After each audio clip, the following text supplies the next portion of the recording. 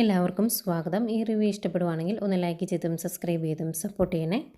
അപ്പോൾ നെവിനോട് മുത്തശ്ശൻ വന്ന് ചോദിക്കുന്നുണ്ട്, എന്താടാ ഇനി എന്തെങ്കിലും കാര്യം നടക്കുമോ എന്ന് ചോദിക്കുമ്പം നെവിൻ പറയുന്നുണ്ട്, ഒരു 2-3 ദിവസത്തിനകം ഞാൻ തീരുമാനം അറിയിക്കാം എന്ന്. അന്നേരം മുത്തശ്ശൻ പറയും, എത്രയും പെട്ടെന്ന് വേണം, ഇനിയും ഇത് വെച്ച് നീട്ടിക്കൊണ്ട് പോകരുത് എന്ന് പറയുമ്പം നെവിൻ പറയുന്നുണ്ട്, ഞാനൊരു തൻ്റേടിയായ പെൺകുട്ടിയാണ് കണ്ടുപിടിച്ചേക്കുന്നത്.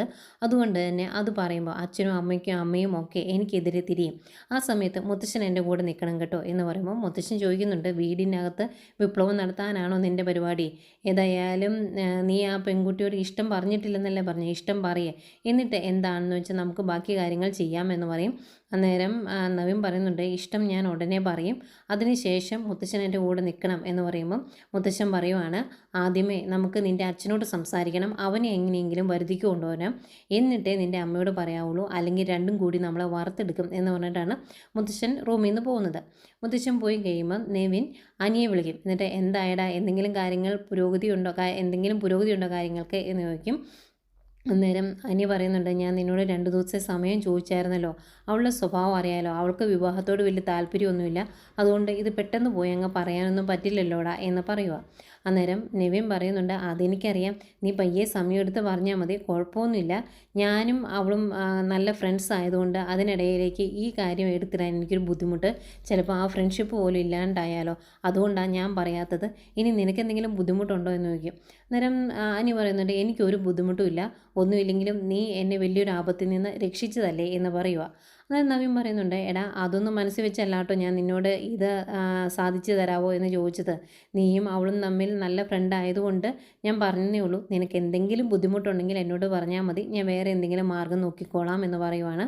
അന്നേരം അനി പറയും, എടാ എനിക്ക് ഒരു പ്രശ്നവുമില്ല, എനിക്കിത്തിരി സമയം വേണമെന്നേ ഉള്ളൂ, ഞാൻ ശരിയാക്കി തരാം എന്ന് പറയുവാണ്. എന്നിട്ട് ഫോൺ വെച്ച് കഴിയുമ്പം അനി ഓർക്കുന്നുണ്ട്, ഇനിയിപ്പോൾ എനിക്ക് പറ്റില്ല എന്ന് പറഞ്ഞാൽ ചിലപ്പോൾ അവൻ നേരിട്ട് പോയി സംസാരിക്കും, അല്ലെങ്കിൽ വേറെ ആരെയെങ്കിലും ഏർപ്പാടാക്കും, അത് ശരിയാകിയല്ല, ഏതായാലും ഞാൻ തന്നെ പറയാം എന്നിങ്ങനെ ഓർത്തിരിക്കുന്ന അനിയെ കാണിക്കുന്നുണ്ട്. പിന്നെ ആദർശിനെയും നയനെയാണ് കാണിക്കുന്നത്. രണ്ടുപേർക്കും ഭയങ്കര സങ്കടം, കാരണം ഇനി ഒരാഴ്ച കഴിഞ്ഞല്ലേ കാണാൻ പറ്റുള്ളൂ, അതുകൊണ്ട് അങ്ങനെയുള്ള സങ്കടങ്ങളൊക്കെ പറഞ്ഞുകൊണ്ടിരിക്കുന്നു. ഇതിനിടയ്ക്ക് നയന പറയുന്നുണ്ട്, നമ്മൾ രണ്ടുപേരും ശത്രുക്കളായിട്ട് ഇരുന്നാൽ മതിയായിരുന്നു, അങ്ങനെയായിരുന്നെങ്കിൽ ഈ വിഷമം ഉണ്ടാകില്ലായിരുന്നു എന്ന്. അന്നേരം ആദർശ് പറയുവാണ്, നമ്മൾ ഇനി പിണങ്ങി ഇരുന്നിട്ടുണ്ടെങ്കിൽ നമ്മളെ കൂട്ടി യോജിപ്പിക്കാൻ ഒരുപാട് പേരുണ്ട്, എൻ്റെ അമ്മയ്ക്ക് അത് സഹിക്കില്ല, അതുകൊണ്ട് അതൊന്നും നടക്കുന്ന കാര്യമല്ല എന്നൊക്കെ പറഞ്ഞ് കുറേ സംസാരിക്കുന്നു, കുറേ റൊമാൻസ് ഒക്കെ ഇറക്കുന്നു. അത് കഴിഞ്ഞ് കെട്ടിപ്പിടിച്ച് സന്തോഷത്തോടെ ഇരിക്കുന്ന രണ്ടുപേരെയും കാണിക്കുന്നുണ്ട്. പിന്നീട് അഭിയും നവ്യയാണ് കാണിക്കുന്നത്. അഭി നവ്യയോട് സംസാരിക്കുന്നു. എന്നിട്ട് നവ്യയോട് പറയുന്നുണ്ട്, നിനക്ക് ഇഷ്ടമുള്ളതുപോലെ നീ എല്ലാ കാര്യങ്ങളും ചെയ്തു എന്ന്. അന്നേരം നവ്യ പറയുന്നുണ്ട്, ഇവിടുത്തെ സിംഹം ഒന്ന് ഒതുങ്ങിയതായിട്ടാണ് എനിക്ക് തോന്നിയത്, ഇഷ്ടക്കേടുണ്ടായിരിക്കും, പക്ഷേ എൻ്റെ ഇഷ്ടത്തിന് കാര്യങ്ങളെല്ലാം ചെയ്തോളാൻ പറഞ്ഞു എന്ന് പറയും. അന്നേരം അഭി പറയുന്നുണ്ട്, അങ്ങനെ വേണം മോളെ, നീ നല്ല രീതിയിൽ ഈ മേഖലയിൽ ശോഭിക്കണം, എന്നിട്ട് നിൻ്റെ പേരിൽ ഇവിടെയുള്ളവർ അറിയപ്പെടണം, അത് എൻ്റെ ഒരു ആഗ്രഹമാണ് എന്നൊക്കെ പറയുവേ. എന്നിട്ട് നവ്യയോട് പറയുന്നുണ്ട്, എനിക്കൊരു ജോലി കണ്ടെത്തണമെന്ന്. അന്നേരം നവ്യ പറയും, വേണ്ടടാ, നീ എനിക്കിപ്പം ജോലിയൊന്നും വേണ്ട, നല്ല തിരക്കായി കഴിഞ്ഞാൽ എനിക്കൊരാളുടെ സഹായം വേണം, അതുകൊണ്ട് നീ എൻ്റെ കൂടെ നിന്നാൽ മതി എന്ന് പറയുമ്പം അതൊരു ചീപ്പ് ഏർപ്പാടല്ലേ എന്ന് ചോദിക്കും. അന്നേരം നവ്യ പറയും, ഒരു ചീപ്പ് ഏർപ്പാടും ഇല്ല, ഇഷ്ടം പോലെ പൈസ സമ്പാദിക്കാൻ പറ്റുന്ന ഒരു മേഖലയാണിത്, ഇവിടെ നല്ലവരും ചീത്ത ആൾക്കാരും ഉണ്ട്, ആ സമയത്ത് നീ എൻ്റെ ഭർത്താവ് എൻ്റെ കൂടെ ഉണ്ടെങ്കിൽ എനിക്കതൊരു ബലമാണ്, അതുകൊണ്ട് നീ എൻ്റെ കൂടെ കാണണം എന്നൊക്കെ പറയുവേ.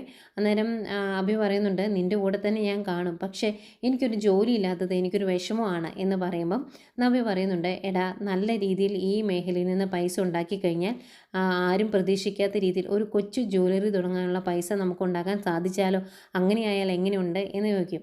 അന്നേരം അഭി പറയുന്നുണ്ട്, അങ്ങനെയാണെങ്കിൽ അതൊരു മധുര പ്രതികാരമായിരിക്കും ഇവരോട് ചെയ്യുന്നത്, അതുകൊണ്ട് ഞാൻ നിൻ്റെ കൂടെ നിൽക്കാമെന്ന് പറയുന്നു. എന്നിട്ട് നവ്യയോട് പറയുന്നുണ്ട്, എടി ഇവിടെയുള്ളവർ ആരും അറിയരുത് ഞാൻ നിന്നെ സപ്പോർട്ട് ചെയ്യുന്നത് എന്ന്. അന്നേരം നവ്യ ചോദിക്കും, നീ എന്തിനാടാ ഇങ്ങനെ പേടിക്കുന്നത്, ചില സമയത്ത് നീ ചൂളി നിൽക്കുന്നതൊക്കെ ഞാൻ കാണാറുണ്ട്, അതിൻ്റെ ആവശ്യമില്ല എന്ന് പറയുമ്പം അഭി പറയുവാണ്, നീ ഇവിടുത്തെ മരുമകളാണ്, അതുകൊണ്ട് നിന്നെ ഇവിടുന്ന് ആരും പുറത്താക്കില്ല, പക്ഷേ എന്നെ അമ്മയെ എപ്പോൾ വേണമെങ്കിലും പുറത്താക്കാം, അതുകൊണ്ട് അവർ പറയുന്നത് കേട്ട് നിൽക്കാനേ ഞങ്ങൾക്ക് നിവൃത്തിയുള്ളൂ, ചിലപ്പോൾ ഞാൻ അവരുടെ മുമ്പ് വെച്ച് നിന്നെ എന്തെങ്കിലുമൊക്കെ പറഞ്ഞിരിക്കും, അതൊന്നും നീ മനസ്സിൽ വെച്ചേക്കരുത് കേട്ടോ, എൻ്റെ നിവൃത്തികേട് കൊണ്ടാണെന്ന് നീ അങ്ങ് കരുതിയേക്കണം എന്നൊക്കെ ഇങ്ങനെ പറയുവാണ്. അന്തേക്കും നവ്യയ്ക്ക് ഭയങ്കര സ്നേഹം, കെട്ടിപ്പിടിച്ചിട്ട് പറയുന്നുണ്ട്, എടാ നീ ഒരു പാവമാടാ, അതുകൊണ്ടാണ് നിനക്ക് ഇങ്ങനെയൊക്കെ ചിന്തിക്കാൻ പറ്റുന്നതെന്ന്. അന്നേരം കട്ടക്കലിപ്പിലാട്ടോ അഭിയുടെ മുഖം, അത് നവ്യ ശ്രദ്ധിക്കുന്നില്ല. പിന്നെ കാണിക്കുന്നത് നേരം വെളുത്തു ആദർശിന് പോകാനുള്ള പെട്ടിയൊക്കെ വീണ്ടും ഒന്നുകൂടി ചെക്ക് ചെയ്ത് പാക്ക് ചെയ്ത് വെക്കുവാണ് നയന. അന്നേരം ഇതൊന്നും ചെയ്തതല്ലായിരുന്നു എന്ന് ചോദിക്കുമ്പം അല്ല ഒന്നുകൂടെ നോക്കുമായിരുന്നു എന്ന് പറയും. ടിക്കറ്റൊക്കെ എടുത്ത് വെച്ചിട്ടുണ്ടോ എന്നൊക്കെ ചോദിച്ചിട്ട് നയന ഞാനൊന്ന് പ്രാർത്ഥിച്ചിട്ട് വരാമെന്ന് പറഞ്ഞ് പോകാൻ തുടങ്ങുവാണ്. അന്നേരം ആദർശ് ചോദിക്കും ഇതെന്താ ഒരു പ്രത്യേക പ്രാർത്ഥന, ഫ്ലൈറ്റിനൊന്നും പറ്റാതിരിക്കാൻ വേണ്ടിയാണോ എന്ന് ചോദിക്കുമ്പം എന്തിനാ ആദർശേട്ടാ പോകാനായിട്ട് ഇറങ്ങുമ്പോൾ ഇങ്ങനെയുള്ള സംസാരമൊക്കെ, അതിൻ്റെ ആവശ്യമില്ല കേട്ടോ എന്ന് പറയുമ്പം ഏതായാലും ഞാൻ ഇങ്ങനെ പറഞ്ഞതുകൊണ്ട് നിൻ്റെ പ്രാർത്ഥനയുടെ ശക്തി കൂടുമല്ലോ എന്ന് പറയുന്നു. എന്തായാലും എല്ലാം ഒന്നുകൂടെ ചെക്ക് ചെയ്തേരം ഞാൻ പ്രാർത്ഥിച്ചിട്ട് വരാം എന്ന് പറഞ്ഞ് നയന പൂജാമുറിയിലേക്ക് ചെല്ലുവാണ്. അവിടെ ചെല്ലുമ്പം വിളക്കൊക്കെ കത്തിച്ച് വെച്ച് ദേവയാനി പ്രാർത്ഥിച്ചുകൊണ്ട് നിൽക്കുന്നു. ഏതായാലും രണ്ടുപേരും പ്രാർത്ഥനയൊക്കെ കഴിഞ്ഞ് കഴിയുമ്പം ദേവയാനി ചോദിക്കുന്നുണ്ട് മോൾക്ക് നല്ല വിഷമമുണ്ടല്ലേ എന്ന്. അന്നേരം അത് സാരമില്ല, പോകാതിരിക്കാൻ പറ്റില്ലല്ലോ അമ്മേ, അതുകൊണ്ടല്ലേ എന്ന് പറഞ്ഞിട്ട് രണ്ടുപേരുടെ പൂജാമുറിയിൽ നിന്ന് ഇറങ്ങി വരുന്നു. അന്നേരം മുത്തശ്ശനും മുത്തശ്ശിയും ഇതിനെപ്പറ്റി തന്നെ സംസാരിച്ചുകൊണ്ടിരിക്കുവാണ്. നയന മോൾക്ക് ഭയങ്കര വിഷമാവും, ഇത്രയും ദിവസം 2 ആഴ്ചക്കാലത്തോളം ആദർശ് വീട്ടിൽ നിന്ന് മാറി നിൽക്കുമല്ലേ എന്നൊക്കെ ഇങ്ങനെ പറയുമ്പം മുത്തശ്ശൻ പറയുന്നുണ്ട് ഞാൻ പൊയ്ക്കോളാം എന്ന് പറഞ്ഞതാണ്, അപ്പോഴല്ലേ എല്ലാവരുടെ ഞാൻ അവശനാണ് എന്ന് പറഞ്ഞ് എന്നെ മാറ്റി നിർത്തിയത് എന്ന് മുത്തശ്ശൻ പറയുന്നുണ്ട്. അന്തെങ്കിൽ അങ്ങോട്ട് നയനയും അതുപോലെ ദേവേനയും ഒക്കെ വരും. അന്നേരം നയന പറയുന്നുണ്ട് അവിടെ ചെന്ന് കഴിഞ്ഞാൽ തിരിയാൻ സമയം കാണില്ല, ഒരുപാട് കാര്യങ്ങൾ ചെയ്യാനുണ്ടെന്നാണ് ആദർശേട്ടൻ പറഞ്ഞത്, അതുകൊണ്ട് ആദർശേട്ടൻ പോയിട്ട് വരട്ടെ എന്ന് നയന പറയും. അന്നേരം മുത്തശ്ശി പറയുന്നുണ്ട് മോൾ അവൻ്റെ അടുത്തോട്ട് ചെന്നു, അവനിപ്പോൾ ഇറങ്ങാൻ തുടങ്ങുമല്ലേ, അങ്ങോട്ട് പൊയ്ക്കോ എന്ന് പറയും. അങ്ങനെ നയന അങ്ങ് പോയി കഴിയുമ്പോഴത്തേക്കും മുത്തശ്ശൻ പറയുന്നുണ്ട് എല്ലാവർക്കും വിഷമമായില്ലേ എന്ന് ദേവയാനിയോടായിട്ട്. അന്നേരം ദേവേന പറയും പിന്നെ അല്ലാണ്ട് അവൻ ഇതുവരെ ഇത്രയും ദിവസം ഇവിടുന്ന് മാറി നിന്നിട്ടില്ലല്ലോ, വേറെ ഒരുത്തൻ 10-14 ദിവസം ജയിലിൽ കിടന്നിട്ട് വന്നതാണ്, ആ സമയത്ത് അവൻ ഈ വീട്ടിൽ ഇല്ലാത്ത കാര്യം നമ്മൾ ചിന്തിച്ചിട്ട് പോലുമില്ല, പക്ഷെ അങ്ങനെയല്ലല്ലോ ആദർശിൻ്റെ കാര്യം എന്നിങ്ങനെ പറയുന്നുണ്ട് കേട്ടോ.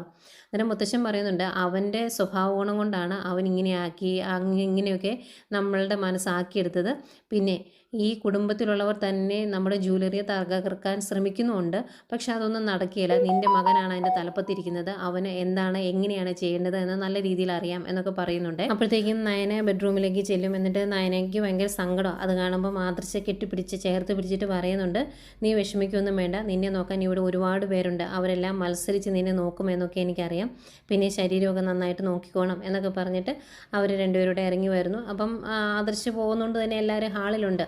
അവരിറങ്ങി വരുന്നേക്കും മുത്തശ്ശനും എല്ലാവർക്കും ഭയങ്കര വിഷമമാണ്. ആദർശ് വന്ന് എല്ലാവരുടെയും കാലൊക്കെ തൊട്ട് അനുഗ്രഹമൊക്കെ മേടിക്കുന്നു. അത് കഴിഞ്ഞ് എല്ലാവരോടുമായിട്ട് പറയുന്നുണ്ട് ഞാൻ പോയി അവിടെ പ്രശ്നങ്ങളെല്ലാം പരിഹരിച്ചിട്ട് വരാം, ഏതൊക്കെ രീതിയിൽ എന്തൊക്കെ ചെയ്യേണ്ടി വരും എന്നറിയത്തില്ല എന്നൊക്കെ പറയുമ്പം മുത്തശ്ശൻ പറയുന്നുണ്ട് നമ്മൾ ചിന്തിച്ചതിലും അപ്പുറം പ്രശ്നങ്ങൾ അവിടെ ഉണ്ട്, അതുകൊണ്ട് അതെല്ലാം നീ പരിഹരിച്ചിട്ട് വേണം കേട്ടോ വരാൻ എന്നൊക്കെ പറയുന്നുണ്ട്. അതുപോലെ ആദർശ് അനിയോട് പറയുന്നുണ്ട് നിന്നെയാണ് ഞാൻ എല്ലാം ഏൽപ്പിച്ചിട്ട് പോകുന്നത്, എല്ലാം നല്ല രീതിയിൽ ചെയ്തിട്ടുണ്ടെങ്കിൽ ഇനി തൊട്ട് കമ്പനിക്ക് 2 MD മാരായിരിക്കും എന്നൊക്കെ പറയുമ്പം അനി പറയുന്നുണ്ട് എൻ്റെ പൊന്നു അതിൻ്റെ ആവശ്യമൊന്നുമില്ല, ഞാൻ ഏട്ടൻ്റെ കൂടെ സഹായിച്ച് നിന്നോളാം, അങ്ങനത്തെ സ്ഥാനങ്ങളൊന്നും എനിക്ക് വേണ്ട എന്ന്. അതുപോലെ എല്ലാവരും നയനയ്ക്ക് വിഷമമായതുകൊണ്ട് നയനെ ആശ്വസിപ്പിക്കുന്നുണ്ട്. ഏതായാലും ഇതൊക്കെ പറഞ്ഞിട്ട് അവരിറങ്ങാൻ തുടങ്ങുന്നു. അന്നേരം മുത്തശ്ശി പറയുന്നുണ്ട് ഇവൻ ഇത്രയെങ്കിലും മോളുടെ കൂടെ നിൽക്കുന്നുണ്ടല്ലോ, എൻ്റെ വിവാഹം കഴിഞ്ഞ് ഇവിടെ വന്ന ശേഷം ഞാൻ ആകപ്പാടെ വർഷത്തിൽ 3-4 തവണ എന്ന് പറഞ്ഞതുപോലെ മുത്തശ്ശനെ കാണാറുണ്ടായിരുന്നുള്ളൂ, അത്രത്തോളം തിരക്കിലായിരുന്നു മുത്തശ്ശൻ എന്നൊക്കെ പറഞ്ഞ് ആശ്വസിപ്പിക്കുന്നുണ്ട്. ഏതായാലും എല്ലാവരും കൂടി ആദർശനെ യാത്രയാക്കാനായിട്ട് പോരുന്നു. ഈ സമയം മുകളിലിരുന്ന് ഇത് കാണുന്ന അഭിക്ക് ഭയങ്കര സന്തോഷമാണ്. ആദർശ് അവിടെ നിന്ന് ഇറങ്ങുവാണല്ലോ, ഇനി നേരെ ഗൾഫിൽ പോകുന്നു, അവിടെ ചെന്നിട്ട് ജയിലിലോട്ട് ആക്കാം എന്നൊക്കെയാണ് അഭിയുടെ മനസ്സിലിരിപ്പ്. അതൊക്കെ നടക്കുമോ എന്നറിയില്ല. ഏതായാലും ആദർശ് ഇറങ്ങുന്നത് നോക്കി ഇങ്ങനെ ബാൽക്കണിയിൽ നിൽക്കുന്ന അഭിയെ കാണിച്ചുകൊണ്ടാണ് ഇന്നത്തെ എപ്പിസോഡ് അവസാനിക്കുന്നത്.